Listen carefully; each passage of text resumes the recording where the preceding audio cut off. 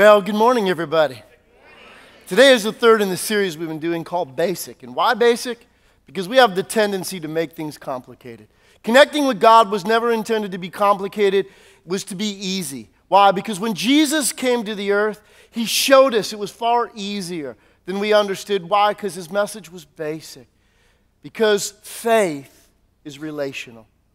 And that's what you and I need to understand. Doesn't relationships have a natural flow to them? You get to know somebody, and the more you get to know them, you come to believe in them. And the more you believe in them, it's only then that you're willing to order your lives around them, to follow them to the point of allowing their life to influence what you actually do. And so faith is this simple. Faith is coming to know and understand what is the will of God, to believe, be persuaded that it is true. But that's not all there is to it. There is surrender involved. That says, you know what? I believe it. I surrender to this. I trust this is true. But even that in itself is not the end, because the third reality of faith is to order your life or conduct your life by the surrender that you have. In other words, we live out the truth of what we believe. That's what faith is, and it's that way. And that's why the series is simple. Jesus, when he came, he said what? He didn't ask for a lot up front. He said, follow me. Follow me means what? Get to know me. Listen to me. Listen to what I'm saying. Examine it for yourself. Come to your own conclusion about it. All I ask you to do is get close. Follow. Read about what says about me. Understand and make your own determination, because it will lead you to the point of what do I believe? Who is Jesus Christ?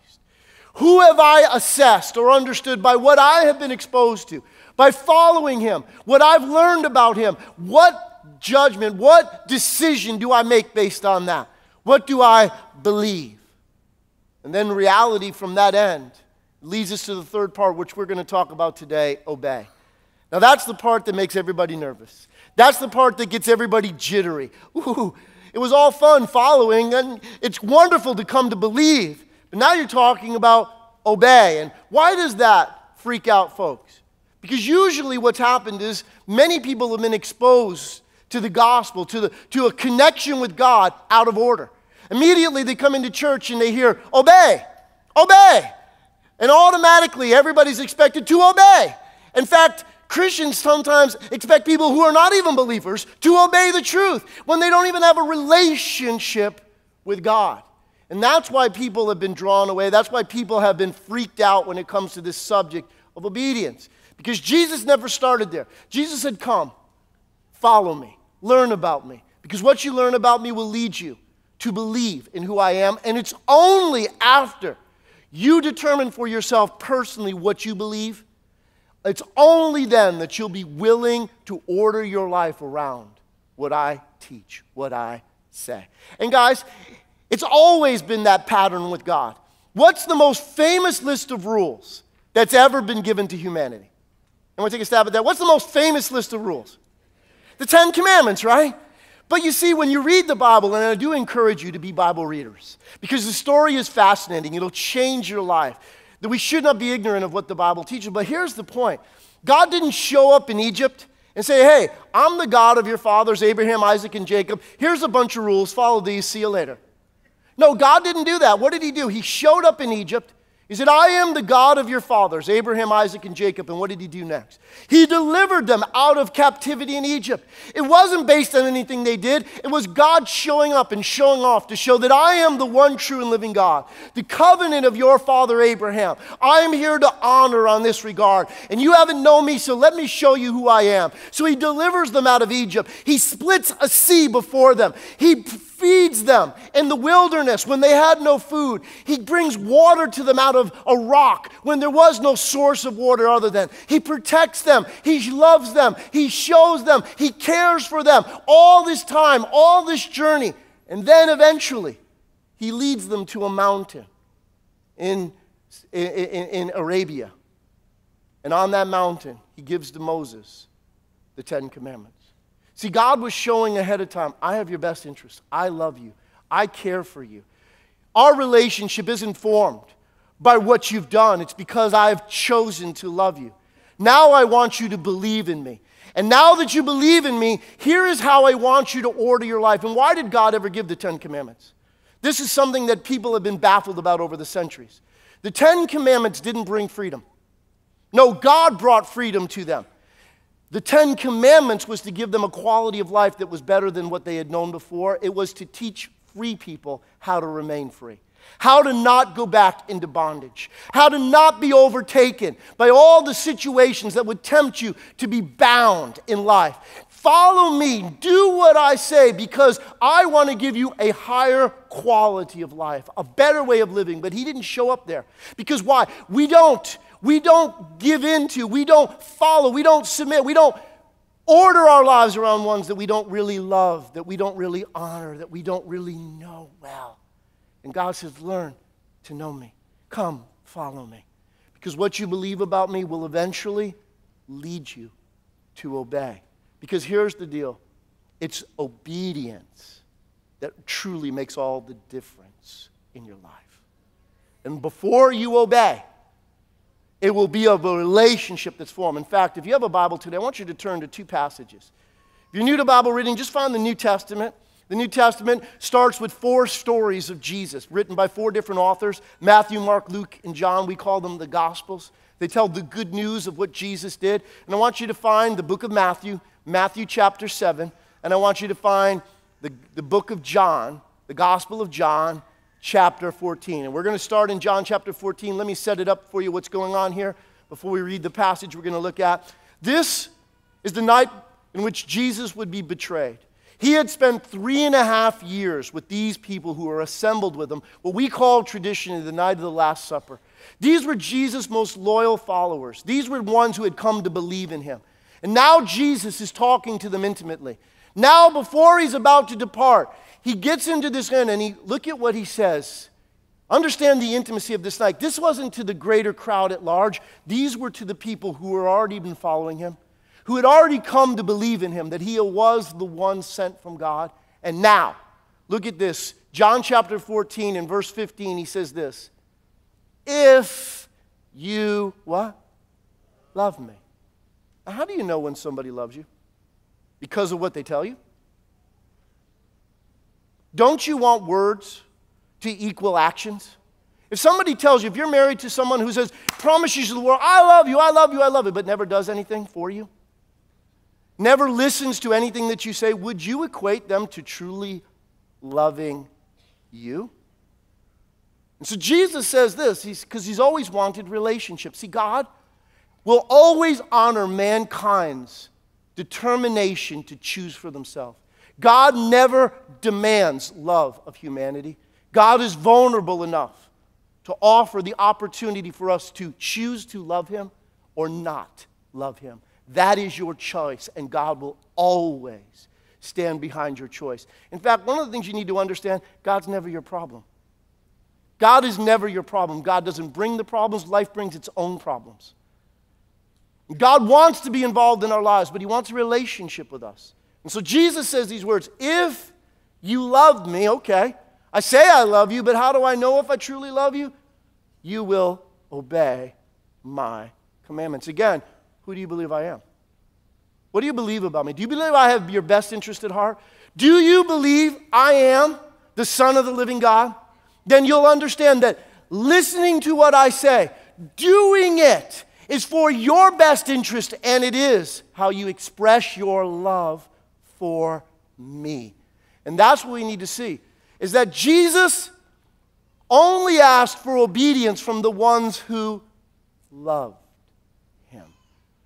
And that's what you and I need to understand. Because why? Listen to me. There's a lot of things we believe that we don't do anything with, right? Come on, think with me for a moment. We believe, in fact, if I were to interview the number of you in this building today, and I were to ask you, do you believe that if you eat right, that if you fill your diet with vegetables and fruits and eat less, that you would live longer, that you would live healthier, that you would have a better quality of life? Most people would say, if I controlled my diet, if I ate what I was supposed to eat and the amount I was supposed to eat, yes, my health would be better. We all believe that, right? But on the other hand, do we all do that? right? Now think about this for a moment. I don't think anybody here would have any dispute that if we exercise, we all believe that exercising would make the condition of our health better. That if we exercise, we would have a quality of life, health-wise, that would be better if we didn't exercise. Most people believe that exercise will help you. Exercise will do good for you. Exercise is a great thing for you. Most people say, yeah, I believe in exercise. But the question is, do we exercise? And that's the problem. See, we believe that putting aside money for our future will make our future better. If we save, if we don't spend everything we earn, that if we don't get ourselves into debt, if we save our money, if we handle our finances prudently, the quality of our life will be better. We'll have less stress, more peace, right? We all believe that, right? But again, there's a lot of things we believe that we don't do. We believe that if we spend quality time with our families, our relationships will be stronger. Our family will be more fulfilling in our lives. We'll love each other more. If we spend the time, we all believe that, right? And here's the question. We could go through 1,000 things that we believe, but we don't do. And here's the point. Where does guilt come from? I mean, people feel guilty. Oh, God, why did I come today? He's talking about obey, right? Because where does guilt come from? Guilt comes from things that we believe that we don't do, or we do the opposite of, right? We wouldn't feel guilty if we didn't believe that there was something we knew to be true that we're not doing, right? And so here's what you and I need to understand. I want you to turn now over to Matthew chapter 7. Because what was fascinating about the followers of Jesus that impacted the world was not so much that they followed Jesus, nor even that they believed in Jesus. What affected the world, what caught the attention of the known world at the time, the Romans and the Jews were both fascinated because the followers of Jesus had this capacity to live their lives around the teachings of Jesus, even when it didn't make sense. They loved their enemies, which who ever heard of that before? Why would they actually do that? They cared for people that nobody else cared for. They were generous with their money. They did things that nobody else was doing. They ordered their lives around the teachings of Jesus that caught the attention of the known world. See, it wasn't just what they believed. It was what they did. It was the lifestyles they conducted, because there wasn't a gap between what they said they believed and the way they lived their lives. And that changed everything. In fact, if you're taking notes with me, listen to me. I missed this point, but listen. Trust and respect are shown through deeds and not creeds.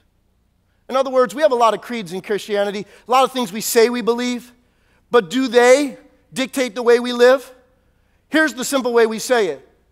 Does our walk match our talk? I mean, we all talk a good game here at church, but the issue is in your home, when you go home. Is that the way you conduct your life? Is that the way you order your life?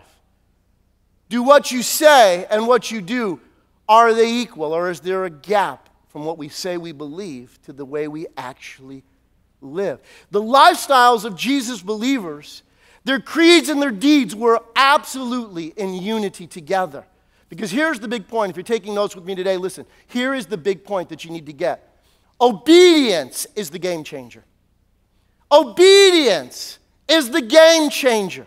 That makes the difference in every situation. See, it's not what you believe, it's what you do.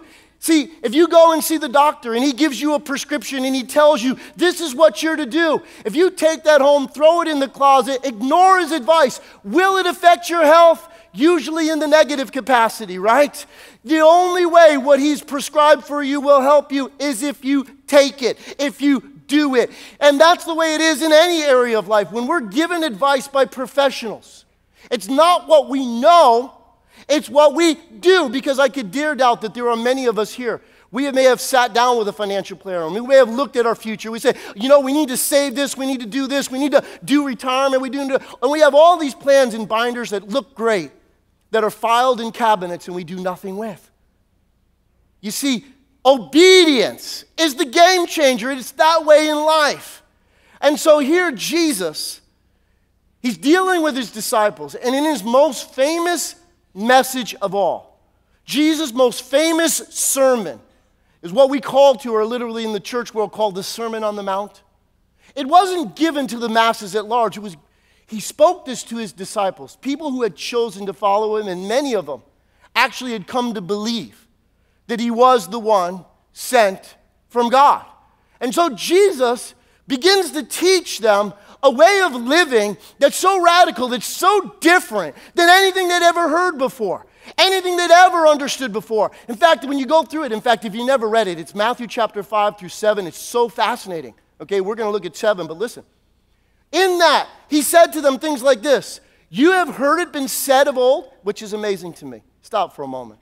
People who say that Jesus never revealed that he was the Son of God to the people of Israel just don't know the Bible, because here's the deal. When he said to them things like, you have heard it said of old, he was referring to the law of Moses. And every Jew understood who gave Moses the law. God, right? So when he was saying, you have heard it been said of old, this is what they all knew God said. And then Jesus had the audacity, but I say unto you, he was claiming equal authority to God. And everyone in his audience understood that. Everyone understood, because he went along to say, listen, you've been taught in the past that adultery means sleeping with someone outside of marriage. But I'm here to tell you that even thinking about it is a sin when you follow me. Like, what? You got to be kidding me. Jesus said, listen, if somebody offends you, go and find them and make peace. No, whoa. Wait a minute, Jesus. You mean if I offend someone, then I seek them out and make peace? No. When they offend you, you go out of your way and make peace with them. What? Are you kidding me? In fact, Jesus said, if somebody asks you for something, don't give to people what they ask you for. Go beyond it. Go above and beyond. Whatever they ask of you, give them more than what they ask for. Every time? Yes, every time. That's the way I want you to live. Are you kidding me, Jesus? Who lives that way? In fact, let me tell you this. I want you to love your enemies. Whoa. Jesus, come on. Let me quote it to you. Don't you mean love your neighbors? I know my neighbors act sometimes like my enemies, but aren't I supposed to love my neighbors? No, Jesus said, listen, I'm telling you, I want you to be like your Father in heaven. Love your enemies. That's so radical. Who lives that way? Are you kidding me? In fact, Jesus said, if somebody asks for you to give you something, give them more again than what they asked for. Go out of your way. In fact, don't judge others, because if you judge with the measure you judge them, you yourself will be judged. What do you mean, Jesus? Don't judge others. What are we going to talk about when we go out for coffee? I have a whole reputation. That's how I make my living. I talk about other people. What are my friends? We're going to have nothing to talk about. Jesus, you got to be kidding me. What do you mean? Aren't we supposed to be assessing everybody and telling them what's right and what's wrong? No. Work on yourself. Don't let your attention be on everybody else. Work on what you need. What? You gotta be. Think about it. The Sermon on the Mount was the most radical aspect of way that anyone was ever said, this is how you ought to live. And so, in saying all that, Jesus, now go with me to Matthew chapter 7. Because yes, obedience is the game changer. This is what he wants everybody to do. In fact, if you were to think about it, think about being intimate right now. If Jesus were able to sit down with you, right across a table having coffee with you, he would look into your eyes with the most endearing form of love to tell you this: it's wonderful that you follow me. It's even great that you've come to believe in me, but to make a difference in your life, obedience is the game changer. You got to trust me enough. You got to respect my opinions enough to do what I say, because it'll make all the difference in your life. Obedience is the game changer, because he comes to the most radical list of asking anyone to live ever. And he comes up, and this is how he's going to conclude what he's been saying. Look what it says, verse 24. Follow with me. So then, in other words, in conclusion, to all that I've been saying, let me wrap it up. Let me tie it all up for you in a bow. So then, anyone who hears these words of mine. Now stop for a moment. Jesus says it's not enough to just hear. Okay? Anyone who hears these words of mine and what? Obeys them. When I grew up, my family, we were Roman Catholic. And we got credit for just going. When we went to church, not going to church in my upbringing, in my tradition, was a sin. I don't remember if it was venial or if it was mortal, but it was a sin, okay? So you got credit for just going, okay? So being there, that's why some people get all wigged out. Because they're like, God, I don't understand it. I showed up. I listened. I endured Pastor Ken. What? You got to be kidding me. There's got to be some credit for that along the way. Oh my goodness, he was over the top. I sat there and endured it. Don't I get credit? You see, and in the past, whatever tradition you might be raised in, maybe going, you felt was enough. But Jesus is about to dispel that rumor. He said, it ain't enough to what you hear. Because there's a lot of us that have heard a lot. We can quote it. In fact, you probably come up here and teach it better than me. Come on. You know it. The question is, do you do it? So then, anyone who hears these words of mine and obeys them is like, what? A wise man who built his house on what? On a rock. Now, all of Jesus' audience understood. Everybody builds their house on a rock. You don't make the investment to build a home foolishly. Most people, if you look at it, especially in ancient days, lived around rivers or lived around water because that was the way that conduct and commerce was conducted and stuff like that. But they would find higher ground. They would not build right on the shore. They would go a little further. They would dig down until they found a rock. Because you don't lay a foundation until it's something solid under it. Everyone who is listening to Jesus tell this story recognize what you're saying, Jesus, is that it's common sense. This is wise because, yes, everybody does that. That's just what you do. Building on a rock is how you build a house. Come on, duh, everybody knows that. Building on a rock is what you do, because look at what he says in verse 25. And the rain poured down. Now, if you were raised in a Christian circle, I was raised going to catechism, so we didn't have these little Christian songs. But if you were raised in an evangelical church, you might have even been raised, and you know a song about all this, okay? With kids, we kind of teach it in the back now, but listen. He said the rains poured down, and the rivers flooded over, and the wind blew hard against the house. And here's Jesus' point. He said, but it did not fall. Why? Because it was built on a rock. And everybody go, duh, yeah, that's why you build it on a rock. You don't waste your investment. Most people, buying your home is the biggest capital expenditure you ever made. And don't we get inspections before we buy one? Well, who would buy one that didn't have foundations? Who would buy one on the beach that was just sitting on the sand? Would you do that? No, because that's not wise. Everybody knew that. Jesus is saying, and if you hear what I'm saying and do what I'm saying, you'll be wise, like a person who built his house on a rock. Because look at what he goes on to say in verse 26. But anyone who hears these words of mine and does not what? Does not obey them is like what? Jesus, are you calling us fools? I mean, think about this for a moment. Who says stuff like that? Who says things like, if you do what I tell you, you are so wise that you are building your house on a rock, and if you do not do what I say, you are a fool. I mean, who says that? Well, first of all, the only people that would say something like that is either arrogant people who are full of themselves, who think they know everything, right? Or people who are crazy, right? People who are crazy, who are lunatics, they'll say crazy stuff, right? Or someone who's not telling the truth. Jesus is saying, who do you assess me to be? See, right now, I am saying this to you. And I'm telling you with such authority, it's who you believe I am that will determine whether or not you are foolish or wise. Whether you will do or not do what I'm telling you, because why? Anyone who hears these words of mine and does not obey them is like a foolish man who built his house on what? On the sand. Now here's the thing that you need to understand. Building on the sand is building much faster. It's a lot easier. Okay?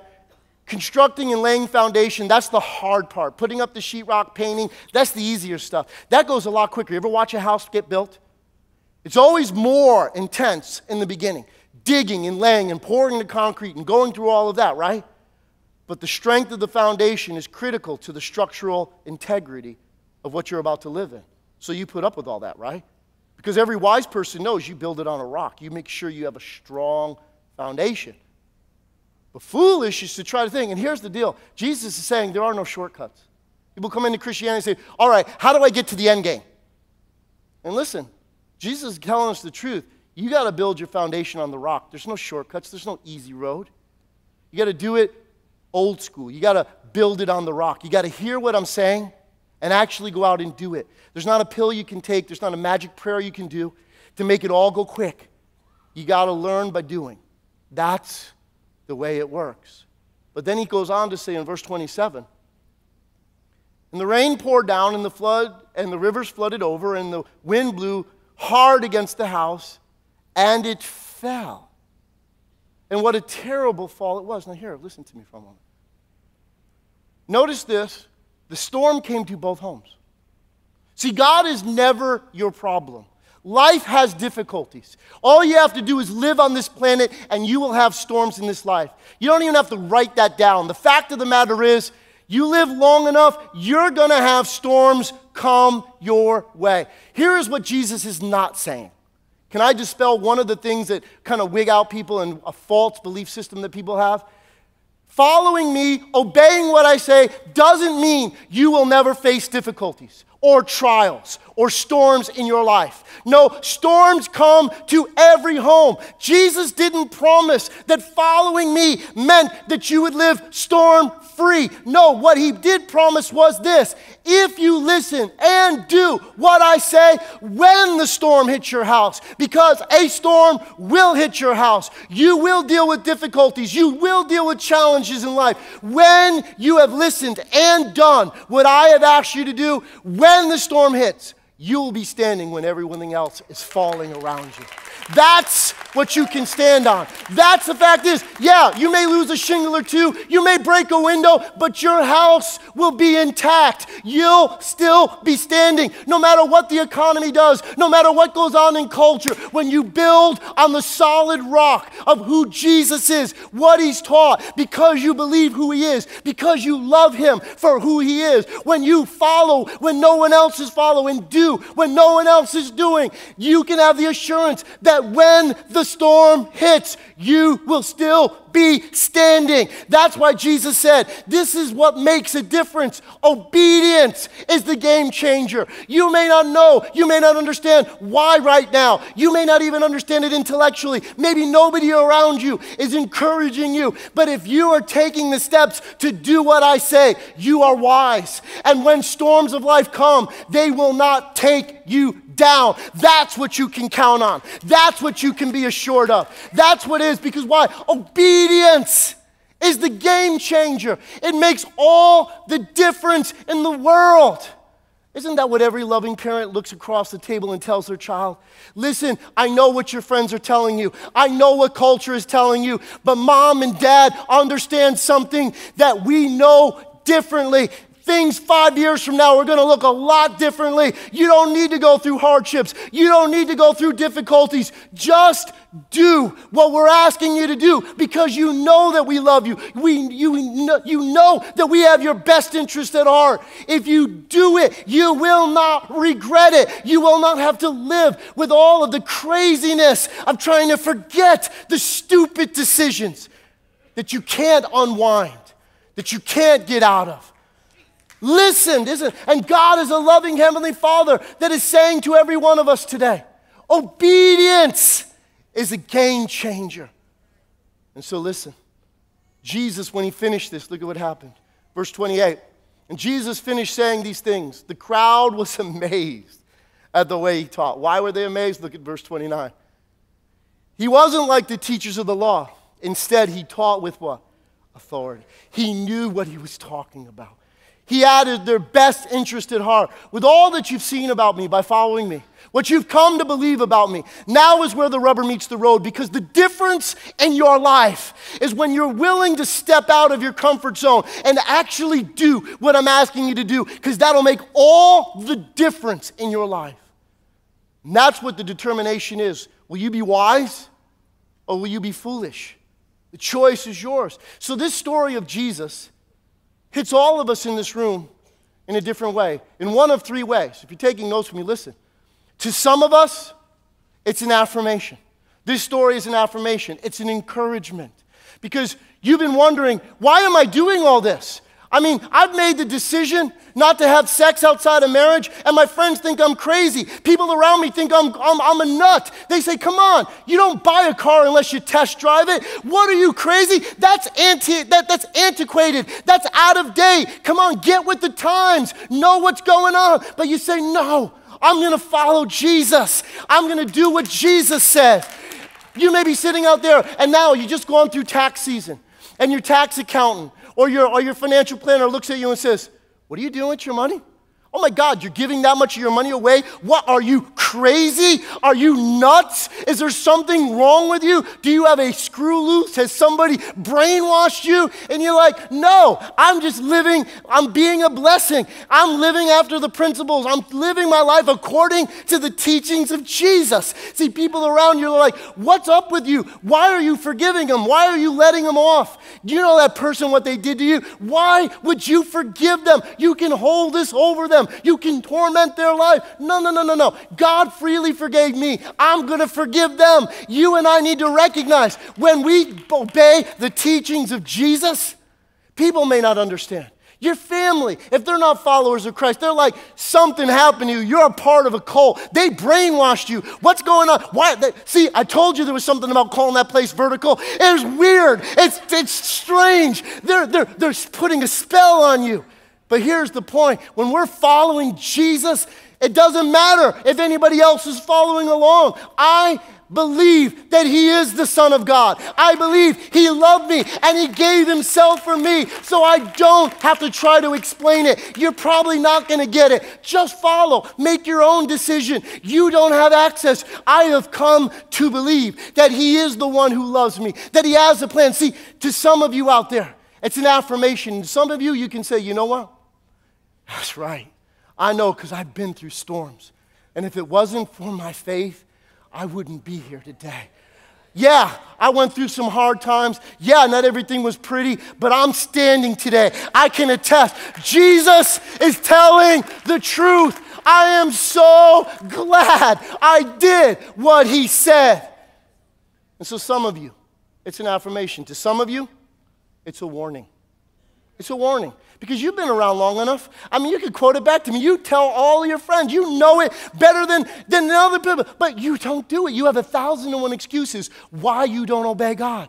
Why you're still doing the things that you're doing. You know it. You understand it. And you even say you believe it. But you haven't done anything with it. And obedience is the game changer. What you need to recognize is that you have to put away your excuses. Why? Because the storm is coming. And God is telling you, see, you've been toying with it. You know you should be out of the relationship you're in. You know you should be doing what you're supposed to be doing at work. You realize that you've been playing both sides of the aisle. You've been out doing all the stuff with your friends out in the world, but yet you still come to church on the weekends. You're embracing Jesus, and you're like, man, I've got it all. I've got the best of both worlds. Man, my nose hasn't grown. It doesn't seem like all the things that I'm doing haven't caught up. Maybe I can do it. But you know what? Just because you don't see a cloud in the sky right now, there is a storm coming. And if you don't obey, if you don't get on board now, then what's going to happen is this. And this is the unfortunate side of it. It's a part of my profession, what I do. I've sat across my desk when people have cried their eyes out because the storms hit. And they know they haven't done it. And they think I have some magic prayer. They think I have a wand in my desk that can wave over their head and take away all their problems. They come running to God at that moment, and they're even a little angry at God. And you want to turn around and say to them, you've been listening for so long. What was it going to take before you actually did something with it? Because listen to me. When a storm comes, is no time to try to build a foundation. When the problems erupt, when all chaos is going on, all you can do at that time is grab your hard drive, grab your scrapbook, and run to the mountains because you're about to lose everything. The fact of the matter is this: many of our regrets could be avoided if we, in the time when the storm isn't here, would actually be challenged to do what we say we believe, to not play the game anymore, to not be talking one way and doing something different. Today, God is speaking and saying, what is it going to take? When are you going to come to the grips with the fact a storm is coming your way just because you can't see it today? I love you. I don't want to see you go through these difficulties. Today, hear. Today, obey. Today, do what you know to do, and you can avoid all of this.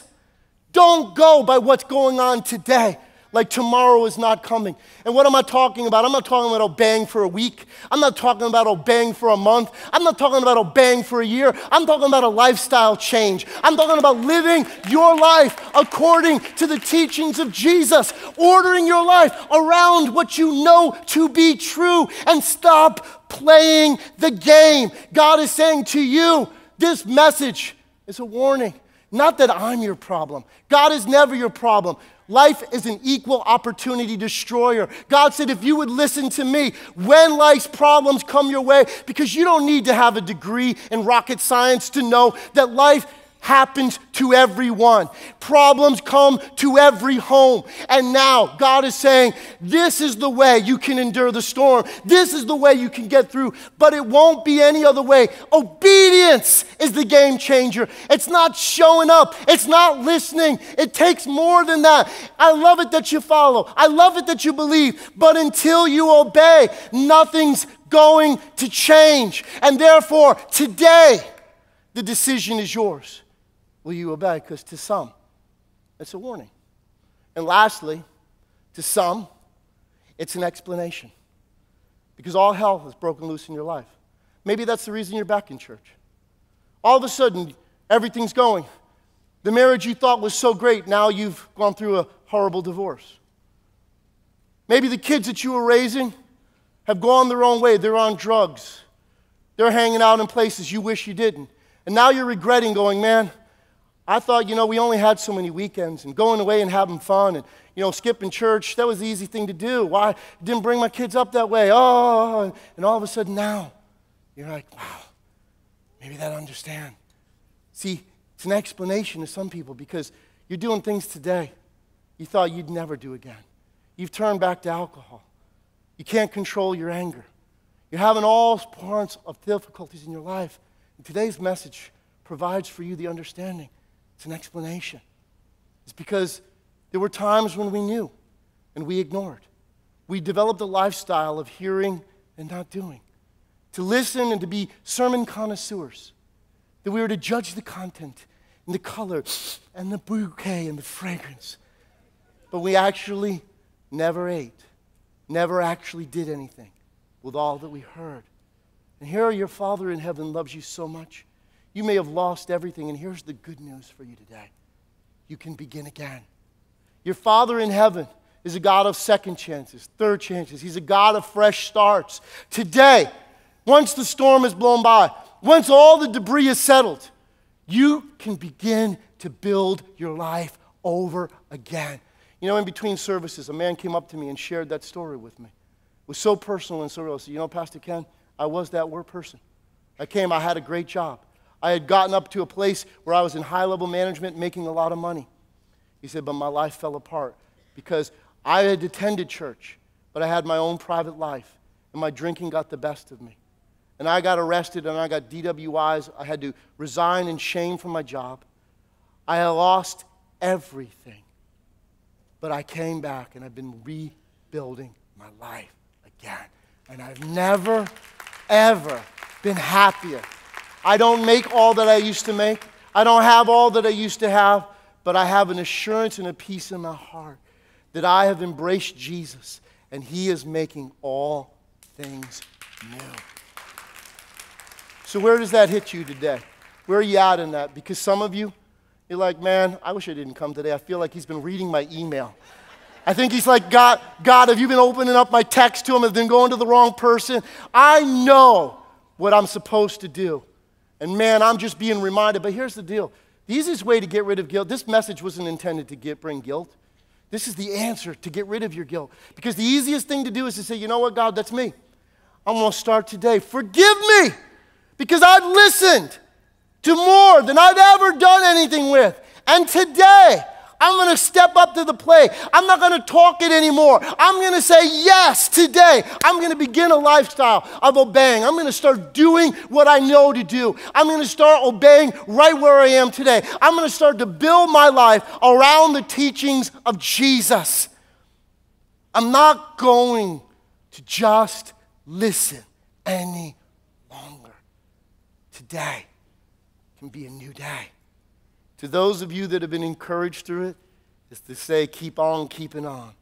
Because the fact of the matter is, storms cannot be avoided in this life. But obeying Jesus is the wisest reality. But you see, you'll never obey Him until you have a relationship to believe who He is. And it all starts with the simplicity. Because if you're brand new to this, listen, I'm not here to tell you today that you need to start with obedience. Start following. Start getting to know who Jesus is.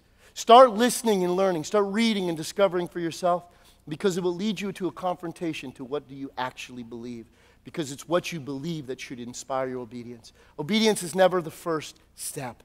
It should be the natural outgrowth of a relationship with God. Imagine with me for just a moment, what might your life look like if you actually had the guts to leave this place and start doing what you know to do, to start applying the truth of God's word to your life, even when it's difficult, even when nobody else understands you, even when nobody else is going along with you, to say, yes, Jesus, I love you. Yes, Jesus, I believe in you. How much different might your life be? Because those broken hearts, those wrecked emotions, those tragic outcomes of life, those bankruptcies, those divorces, those breakups, you name it, can all be avoided. Can all be kept in check. We would simply say, yes, I believe you are who you say you are. Therefore, I will do what you say for me.